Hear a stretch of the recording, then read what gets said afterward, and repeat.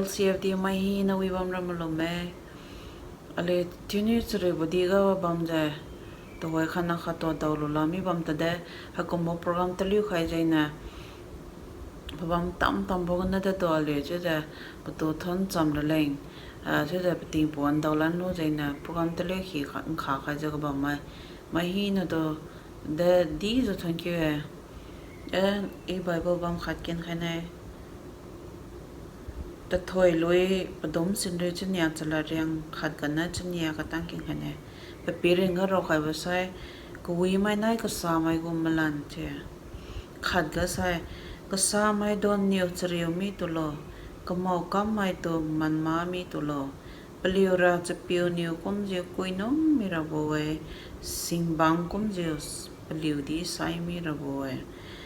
ra piu to mlum je ko wi bo kam lo wa di manang ma bo ram ga lung lo rapiu khuga su kuwi bo chon wat se phiu lu lo si chiu sai nang nyom sen thu bo se pa niu pi khai bine rapiu khuga na pom pi khai lu jiu patu malom lu lo si chiu sai pa niu na tung kha khai ne na gu kuwi bo se pa niu thoben khai bine na cheng mati bo se niu nien kum ben khai bine rapiu ma songa gen si je pa niu kam khai ra bo se to khon je bam lo paliu go ka sa bom pui ga di so je bam mai ma sai longwe je bam mai don niu manang mi to lo ai ka ta mai hi ne khen thin chang khai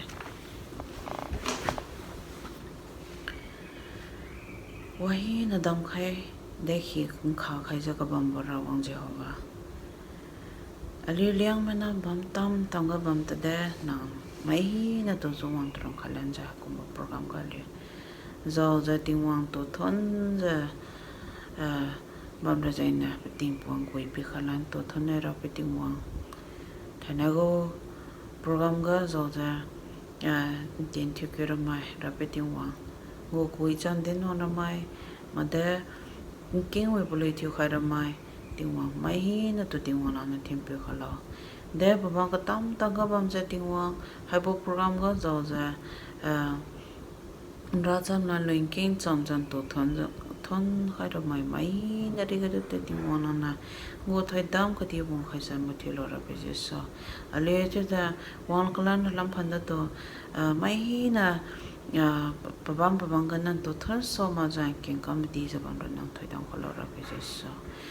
tingwang ali go program kyang na benga pi khae na le mai hi na to tim pe khalo le mai hi ne salo ring sumi mon na chi so krista jai no hi ni khenge amen an thai na le go speaker sai no ni bo thiu mai pa na kang khai ne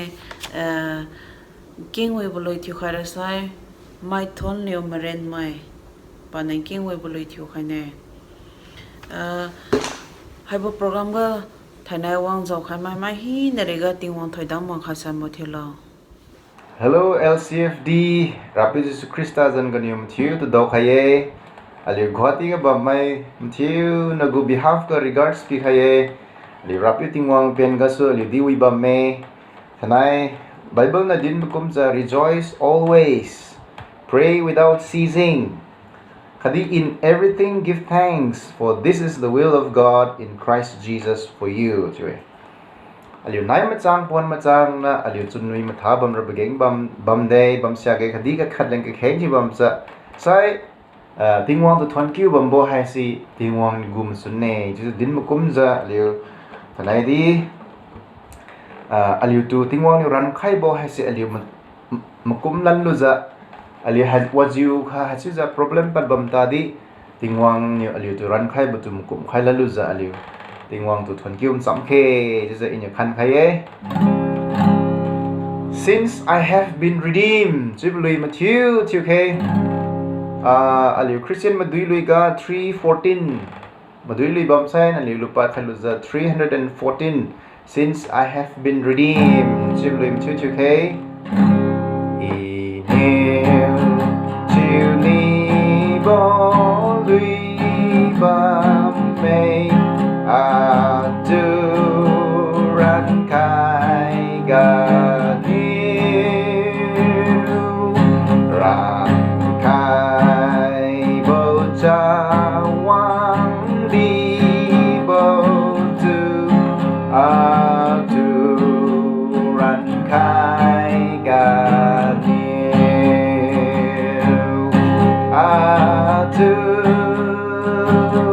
ran khai ga niu tu ran khai ga niu bazan maning mati siu tu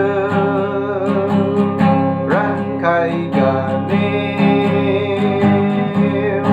ran khai piu dân tu con diu bam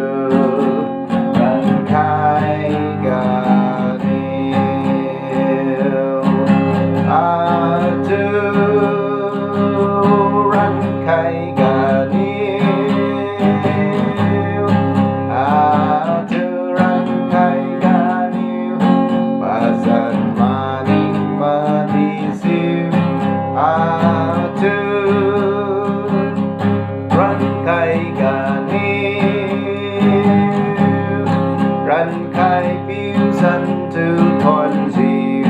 bam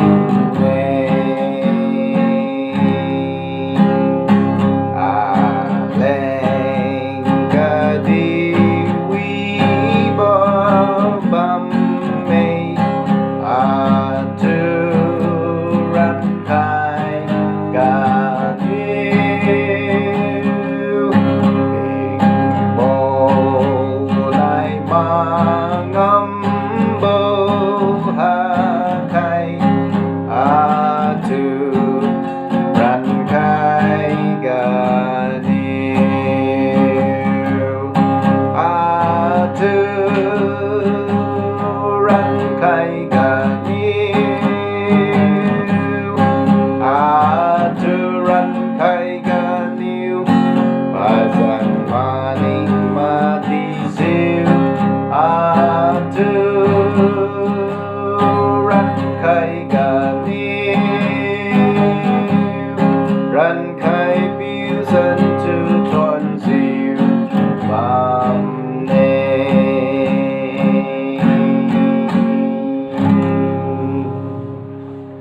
tiếng hoàng tu thon kiu sắm ra aliu lui chilan ra ke sulikat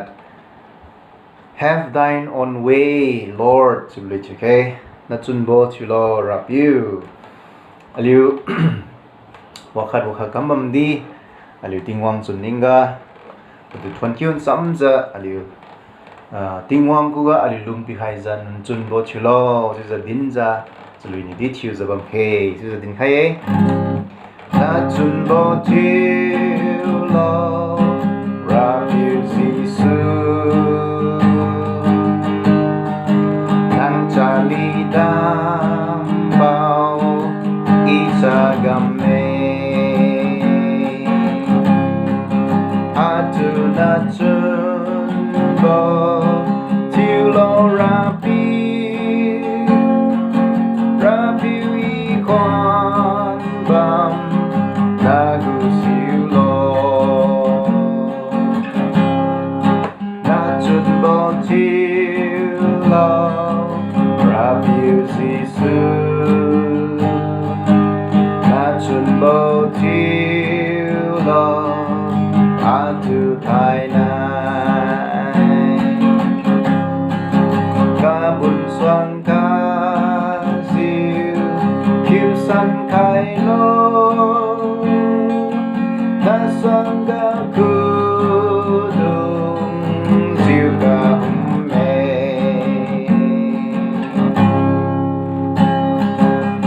chun bo till love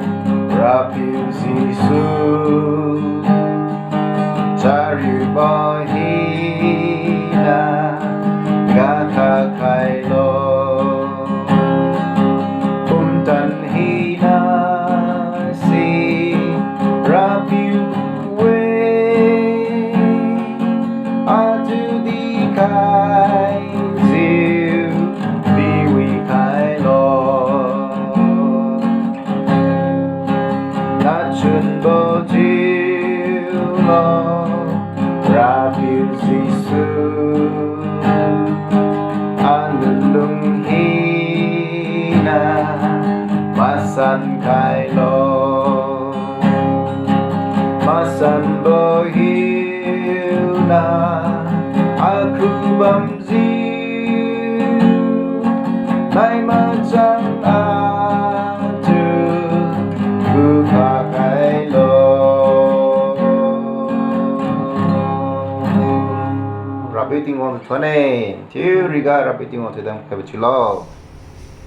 Masanbo Bible bampun samkhaira. Nehemiah padoming yugo pelariang akhat kusatsikiu. Nehemiah chapter 5 verses 1 to 9. Latpi lunglak mai tu mathadbo. Pakak khat watheng magziu mai kekeng niu. Mai pui mepiu tam magziu. Paliu Jehudi mai karai khakhatu din masasude. Khangsia niu dine. Aliu kalek lek di mai aliu ringraleng Musi begeng bamme. Khangsia mai niu dine. Aliu ki aliu ludu thindeng khaizu katiu kasak apuk khai bamboe. Khangsia mai niu dine. Aliu lu aliu rengu rampon pira. Aliu rangkang apuk jiu bamme. Aliu di aliu singnamai Jehudi mai gu kai kege. Aliu namai di paliu namai kum uimak jiuma. Kiudi aliu ra aliu na dungdu kawang pichu khai mi de. Aliu na pui khangsia tu di kawang leng jon khai mi de. Aliu ra wadi kamsilak mi de. Palamra aliu ludi aliu gu mumsi reng hinadi lu kam mi de. Hachiju inu paliu lat chu khai bowa alung pom mi de. Khadi taten churaleng itsap mi de. Inu katheng gadi mai tu ruzu dine. Naliu singna mai tu kamathat bamboe. Haibo lat bamdung makhyam chu arwang ra inu. Machu tu ku madui zu haisiu zu dine. Aliu ngamlu buiten aliu singna mai tu. Jat kata mai khugasu ranpat raleng karam zu bamboe. Chudi tuwai naliu singna mai tu kawang leng jon khaira manom zu kambame siga papi para kachu mai dong se wadi dinsan ra hami zu maliu mak bamide. Siga inu dine. Naliu kambambo se mawe. Naliu tingwang kadin purabo thawe. Sichiu majibo se kamrabo siage. Hachiu aliu gu mikre mai ngeng mai tu pizu aliu tu nuimen mara leng kamrab boy. I say tingwang kring balakenge. Kakungbo liang manadung Delhi ka kabambo khate. Liang my Christian Fellowship Delhi ko member chu kabambo tutu. Agu church kadi agu ministry leadership training center Siliguri ko sudi andito salam chikaye. Haju thanai kawi bapon dawanan chamju. Rapiu tu di ju thone khadi Liang my Christian Fellowship Delhi ko leaders medong kade para ju pastor kai ko juna mai kade poko team tu thone tu sidin kaini. Tanai chona din queen chamra babal mamasira Nehemiah chapter 5 verses 1 to 9 jewe. Di para ju in pukha kini babam masira chapter 5 ko verse 9 hai. Verse 9 has inu chali pada ju inu ago personal translation kampat khajba mai Matthew king khalo pui khalo I said liang mai Bible ka ba par set tam sinam ikem pa kana siga inu dine naliu kambam bo si maji magai migre ma inkeng mai dung niu aliu tu din masa bu jeng niu aliu rapiu tu ping julung rabo thau mama verses 1 ga 9 ka dinu ken kyu sai aliu ngau ne hai verse 9 go background hai sai tadi siba ma ga aliu si kama dog ma bo hai si de lo chura hai bo ko passes ko background hai dun do jin kai ne Israel mai dung hai si tu Nebuchadnezzar chuang hai si niyo ka bang tu yu mazang tat kami bo sai ga dingkum riak chnya sai ga BC 444 maksai 445 one ga hai tu yu right to bu tu yu Persia me go chuang Cyrus hanga hai tu yu pan yu cham tan pat lan yu Israel mai dung chu Peliu diga peliu rangga melan wang sui mene ketiu buku secamtan pelanju. Pacli haju Israel madung masih wange. Kanam boga pasum boga Nehemia ne haju majang laju Israel madung situ peliu diga majang wanane. Tuaira Nehemia wan ka panu de kam lutu sai panyu Israel digo kareng hai se. Reng mun ramai pakyang na si panyo tiu su khangan pamay nunay. Hai tiu khangwan ka chiriu pusi. Chiriu chang, chiriu ay jiwe. Dilo say, migray may tong sini babang ping nagasu paliu tu. Paliu ngam si, kamluy makraleng. Kareng si reng kang makraleng. Reng mun si, luy makraleng. Hai tu yu, kam sat kraleng, kam mathat kraleng, hai tu peliu tu peliu ngam si loi mak kraleng, hai tu wajiu kan. Tiu bam tadi hai kum wajiu kaciru buan tang di Nehemia ne pamai dum hasenyo peliu lungchun peliu melung matip ju hai tu jangam kame. Chapter 5 ka toira peliu ngam hai si loi wang mi bo khadi loi wang ne kam loi le kapoi kamami buan ga lui ne ba mene chi buan ga si opposition hai si tanbi khamne to ra chariu bai tan san chariu san ju len lang ko bam king lang ko bam don peliu tu hai tu ju threaten kam ju chariu san ju bam buan ga Nehemia ne de chu lan do tu sira ni verse 1 ga so 8 kitang ni ken ki sai Israel ba jung ka ga khát tu sen chalan lam ga chapau chrui lam ga maksai pathoi lam ga su khát tu re bo go ali nu chikeng chiwe lung koi ma dong su ne lung ka sa ma dong ko ka lang kang pi lo ju pathoi si khoi bo maksai ha tu ju bandop khai bo maksai pachli ka bang ba du su no ka ha ma to ka chri bo ha tu ju pi khai bi Nehemia kho ga jiwa me ne toira Nehemia no ka ting mai na thiu tu ju pom ba thiu tu ma jangwang la ju to ra pa ni hai tu ju din ne verse 9 hai si pa na ka tu din boy si ga inu din ne ju na liu nu kam bam bo si ma ji ma ge hai bu go verse 9 ga so in a point so ma si ro na thiu ko ga din cham ne khai ni ye point number 1 ga si no in aku outline as English can pakai nai. Point number 1 aku outline as ni le sai. Do not degrade your moral integrity due to difficulties. Nang chiriu ju mine maksud kachiriu po kalak po daumi po don jeng kasu nago tacheng matip po se kali mi tulo. Chariu bu don jeng so nang kasa kam ne tu mitulo chariu bu don jeng so kamau kam su ye tu nang lu mitulo thanai Israel ma dong ko condition asia ye chariu mi buon ga la mi buon ga palino de kam san lan lo tu sai mai ne pali tu re ju bambo ri ga di tu pali hasina pali ne kamau kam ne sino ne hema de ne naliu ne kam bam basi mawe maji ma ke what you are doing is not right. What you are doing is not good. To English version karina. Pui the side. Sina ko point kara si hai si. Chariu bu hai se. Mai khang sinera chariu bu wan ga kawi bu kamaji bu kamsan ne. Khang ka sinera chariu bu wan ga si kasa bu kamsan ne. Inu din khai ni bu si ai. Aku experience aku kikun ko experience kadi tat mi bo jiu ga kadau experience ka ju hai tu ju hai polat bam si jiu ju bam king ju bam thu ko ni khai ni bra ka chriu hai si ali to sar ling ma ke aliu khu ka chiri wo pi wang ba hai si aliu tu sa mi lo ma se kasa bo kam san mi lo ma se aliu chlung pum ju kmau bo kam san chu ma ka aliu khu ka chiri wang ba hai si aliu tu wi san le nge sinu ka chiri wo wang bo wan ga aliu si kasa bo kam ra le opportunity po wan ko wi bo king ka wang so ne tu di ka chiri wo wang bo wan ga si aliu nu ka wi bo ngam kam san ra ba si kring ting ra chiriu sang chiriu jing chiriu mak dau lo ge ma thiu na tulung sa la ge ta bo bam hin na ka kui bo dau lo ge ka chiriu bo liu dau jbam re chiriu chang chiriu mi bo wan ga inu din khai ne basira Israel ma dum kum ja aliu chiriu mi de chuburi ga aliu ka sa bo ngam aliu kam san mi tu ge mai khang se ni meninge chiriu sra I chiriu bu no nenga su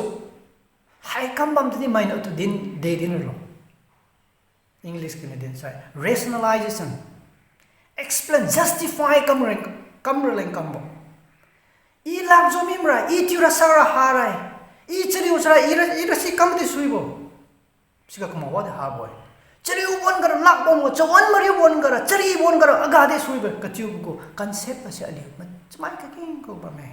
Jadi alina pui meeting je pui buan ga tingwang ne mase besira chiriu mi dai ti buan ga si aliu ko moral standard asi aliu pi ku khang khai ra le nge pi ku khai ra boy sinyo aliu tingwang ni aliu ko ka chiriu bi wang buan ga alina mangai la ra basi difficult time is not a time to degrade the standard of our morality, but it's the time to raise the standard of our morality. Chiriu buan ga siye nang saulo I pachang pling bo piu si saulo aku true identity has reveal ka chu bo ping au khai bi chiriu buan ga no I atu aro na ingau lo we mai no di I saulo nang saulo ti bu si ngau ma san lo we chiriu buan ga sinu chiriu wa me da ti buan chai chiriu ju mi sai aliu Kui ngam kam ne tu sẽ liu ne sinu mai pi na tu di ne mai na tu di ne do not ask what you like but always ask what is right chiriu buan ga hai sẽ liu ne okay inu de ma se lo I de company lo tu sẽ liu ne okay de sinu ma ji lo there is no time there is no right time to do wrong and there is no wrong time to do right. It is always wrong to do wrong and it is always right to do right. Chiriu mi dai tu ju aliu mau ko kam sui ju ai thanai ra nchona ra hai won gara I chiriu I kasa bo kam de sui ba to pressure kam bam bo I upai ha mi bo hai won gara kam de sui ka ti bo hai ti bo it is always wrong to do wrong no matter what the situation is no matter what the circumstances na ko situation se de jiu kung ju chriu ju bam ta de ka mau ba si mau sang mau jing bo mau tan ba ka mau ba se ka mau ba ten ka mau ngam se nai khat na ra ma ji ju la ge mau ba si mau jing ju bam ra boy sin chriu chang won ga aliu ni taw ra ba si aliu chriu we tu ju aliu ka mau ba kam su ye ti mani mi taw example khat in addition ka ni da nai pandemic one ga special train ramai dum wang bon ga lim tune king taw bam ra boy ngau de ngau bam ra boy ali notice mana dum new train ga chuan mariu kami bo tiura sakra wi ja dauta kami bon ga mai lo ga mai ling ga wo chara si ga no one mariu mane nang mai no to treatment mai no to in khi mui ta me de mai no to pi mui ta me de ti nang sa bo kam sui mau bo kam sui ju hai an example ka philan sai Mizoram ma dong new si bu ka same situation same pandemic one ga plun si kum special train ga tat one ga mai de chiru I de chiru mai ra ka chiru mai dong khai chiru mi de ti ju aliu mau bo kam suye ma sai chiru mi de ti ju aliu ka mau bo kam ra bo ti bo hai Chariu buwan ga si mai ni ma tune ali to phui ba me chariu buwan ga mai ni ali ko standard moral standard si phui test kam me tingwang ni ali ko moral standard ha si pi ku khara le pi wisang khara le kam me tu si ali mangai me tu ke pa ni abu ko ha verse ke ni khala ni ma si ni ma ya na tu ma ni we mai ni ali tu phui khla ke mai ni ali tu nui men ji ma me mai ni ali tu din massage ma me ali tu kam thach ba me Sibo don jeng su aliu tingwang ko ka wang mana su tingwang to aliu pure bo mak ma. Sin ako point kne bo hai point ne ha sinyo. Do not retreat from following God because of trouble. Chriu bo don jeng niu aliu tingwang ko ka su aliu masai malan ju. Masa tingwang ko ka su aliu diu ju pakra bo makai. Chariu bahai sa ali tiwang ko sa pak melo tiwo makai chariu bahai sa tiwang ko ga ali wang manasan lengi Nehemiah no maniu ba siya hai si rational makai hai si logical makai de ba chariu bahai sa ali tiwang ko so kam di ro makai chariu bahai sa ali tiwang ko wang manasan lengi mai kangkasera inyo ito jine lens of pain Kachriu buko lens ka so tingwang to phui buan ka. When they look at God through the lens of pain, some people see no God. Mai khang sin tingwang to ngaw ma kai. Chriu bo si tan, chriu bo si chriu zo mi bo den ko so blue explain kam daw la mi bo din lu na mi bo don den ko so. Chriu bo si chriu zo mi bo den ko so. Chriu buko lens ka so phui wang ka tingwang ha ni we ple no. Tingwang to ngaw ta me re tingwang ha he. Example di changwa senior aliu Charles Templeton jubo pionyo Christian ting ju chiwang la ju kanam boga magazine khat ga panyo mai pui mai khat tiura sagra hami bo ting sa tami bon ga so pana sai kami bo chuan mari mi dong so pana sai kami bo to pon lo ju tinggen lam pi mari paju mari khang ju phui bo magazine go cover phui kai bon ka Charles Templeton yo tingwang hae ti Christianity put lo je pa nyo ha ti atheist moi mine pa na ayak khara we farewell to God my reason for rejecting Christian faith chen chriu mon ga si mai khang sining ra tingwang hae ti ju plu lungwang mi ba de ba mai khang sin ra chriu bu ko lens ka se pui wang bu wan ga tingwang turang ngawam tu de tingwang si selung pom bo masa tingwang si pakhon prapat ma bo careless aliu ne maning khai ma bo tingwang khang se na ngawe dedi aliu chara to malung bo chara to phu chang phu bo chara to ngau khai ni chara to selung sa bo tingwang to malung mane ra aliu phui mui la chara chaliu bo wan ga si aliu tingwang lung ngau masan lo It is in the time of pain that we can see the true nature of God. Tingwang lam ga aliu si masan ne ngau masan dusra aliu chariu bu ko so aliu ngau masan loi. Mai sa khang ka siling ra ka chariu bu ko so tingwang to ngau ta mi bam ta di. Chariu buan ga aliu tingwang to phui da sa nang ni tingwang lam ga si masan lo ne tingwang si deju kacamai na tanung salo kadi tingwang si deju wilo deju pum tan bam lo ti se aliu ngau ta lo ne aki kun go journey khang se ne ra chuwam jude chuwam ta la ge ana pui cancer mara ba don jeng ga so aliu kolkata ga je chu ma dai som king aliu je treatment ta lo ji wanglan buan ga hai si ago lesson gdi chang ma sai chariu buan ga tingwang to ngau masan loe Bible ken ju ko bambo preaching kam ju ko bambo maksa aman ju ko bambo wan ga de tingwang lam ga li siloe ngau loe tingwang saulo ti bu si de tingwang lam ga li ngau masan lo bi ba se chriu wan ga li phui moi phui da sai makum da sai it is in the time of God that we can see God more clearly more vividly hai jenga so ilu tnai den kai kane bose Israel mai kum je aliu chriu we ti ali tingwang ko so pa mi to ke chriu we ti won ga si tingwang ko aliu wang mana ke ti sa aliu tingwang to ngau ma san lo nei tingwang to aliu siwa sanone. Point number 3 haibu ko verse kanyo. Point number 1 ka aliu tidin mane. Do not degrade the standard of your morality due to difficulty. Chiriu mine tuju nagu tacheng tazai koi basi kam klimi to lo. Panya boka chiriu mine tuju tingwang ko sa diu tat ne ti maning mi to lo. Tingwang ko ka nang wang manasai tingwang to ngaw masan lo ne. Third point, do not deprive the needy in times of trouble. Kachriu buwanga kahamadong kachriu madong kogasu khoi keng lo ju naning daw keng lo ju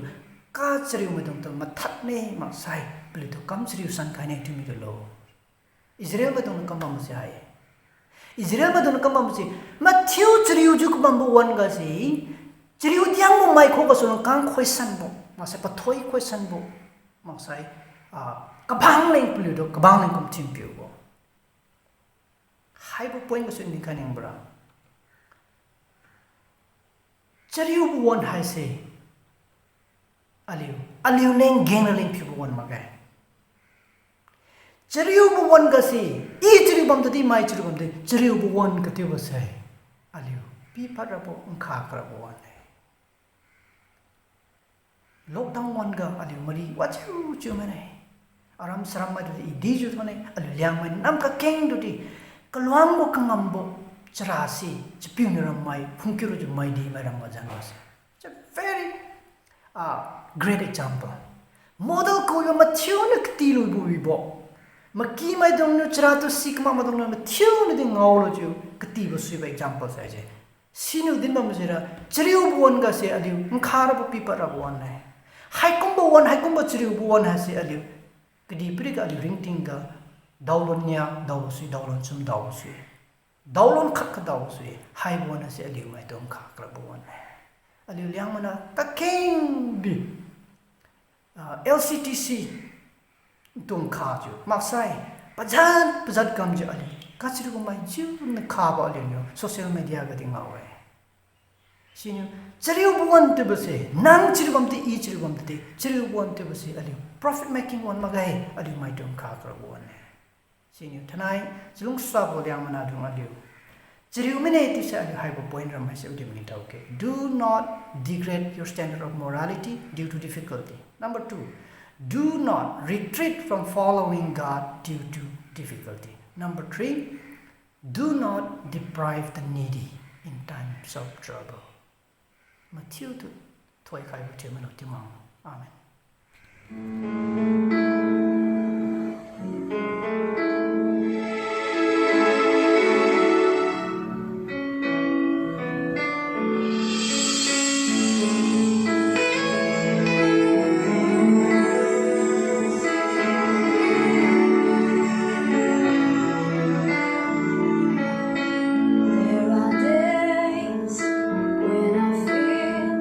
The best of me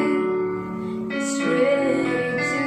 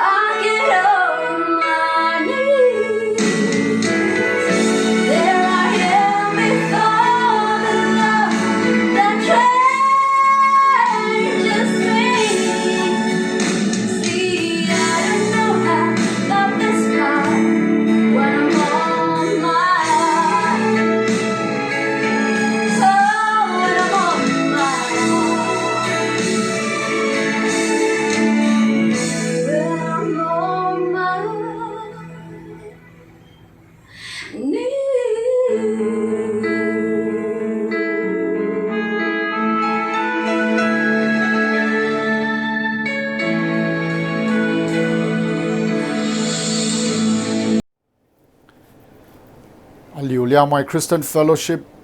Delhi gu ninai madui gu program ga padam lu khai mai mathiu nu tu di za thon kiwe na liu mathiu niu ra pyu ting mong gu thoidam do sanjiu na liu ring ting wi za lungbo chulo to hoi from lingo malin ga so iniu mai mathiu na song thiu za ka khen chu khai ne aliu pi makhum ki da sai aliu mai hinang ka khen chu ke tingelam peken pangam di za ka bambo lungsa sibo aliu rapi tingwang nangna thanai di aliu liang mai Christian Fellowship Delhi tu kung chalung ka sabo pen ga su